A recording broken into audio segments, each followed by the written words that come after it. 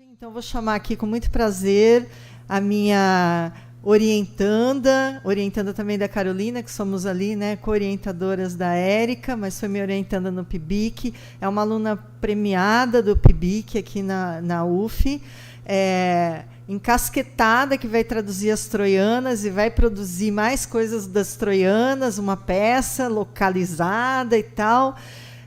Foi uma das duas alunas que esteve no seminário LEC UF quando a professora Zélia estava e que foi muito elogiada junto com a Bruna, que também estava por aí, pela professora Zélia. Então, é um prazer enorme poder passar a palavra para a Érica, que vai fazer homenagem a Ruth Guimarães. Érica, por favor.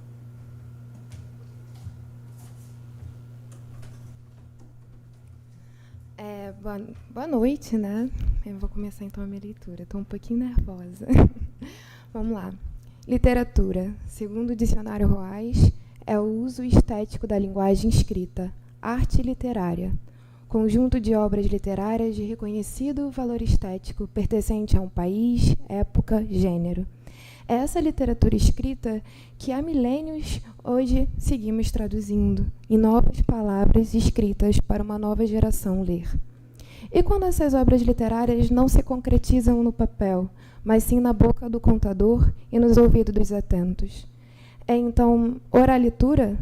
No dicionário Ruais, esse termo não consta, mas se concretiza nas culturas de tradições orais que passam sua cultura e história de boca em boca, de geração em geração.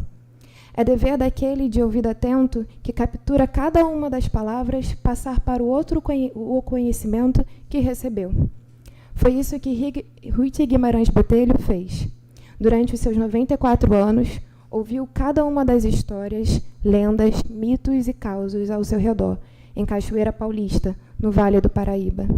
Trouxe, então, para a escrita o que se encontrava apenas na boca do povo, o sotaque e o léxico caipira, lendas, mitos, as tradições indígenas, as expressões dos matutos, os contos africanos.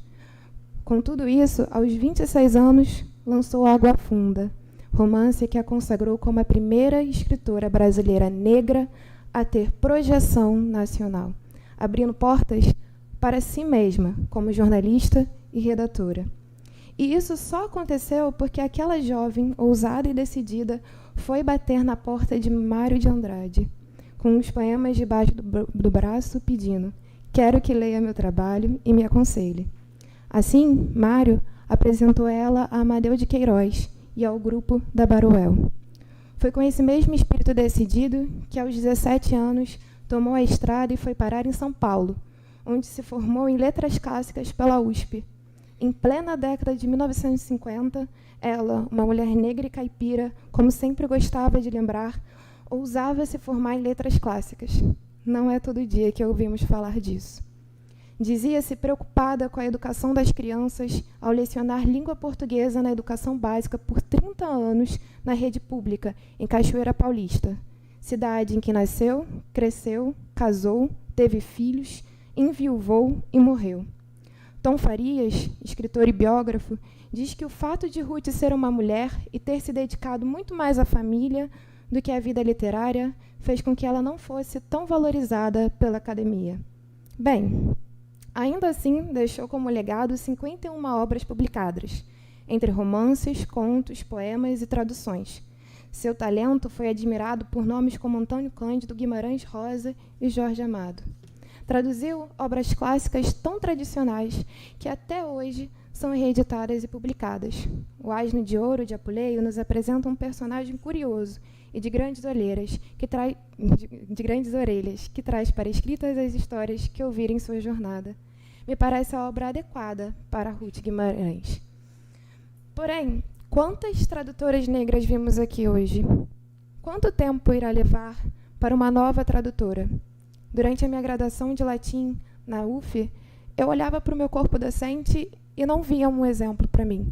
Mas hoje em dia eu olho para o corpo discente e vejo um futuro melhor. Ruth me ensinou que é necessário contar a história de nossos antecessores, e hoje eu conto a história de Ruth.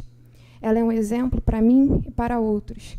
Por isso, hoje, eu me agarro na imagem dela, que insiste em ser apagada pelo esquecimento e pela falta de fotos suas nas orelhas dos livros.